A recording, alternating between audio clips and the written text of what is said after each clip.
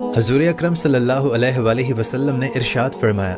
کہ قیامت سے پہلے جو رمضان آئے گا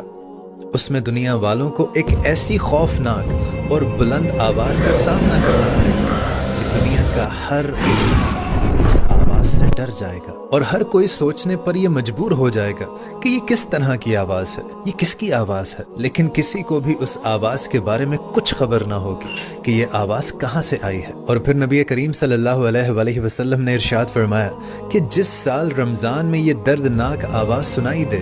تو چاہیے کہ اس سال اپنے گھر میں 1 سال کا راشن اکٹھا جمع کر لے، کیونکہ اس کے بعد اللہ تعالیٰ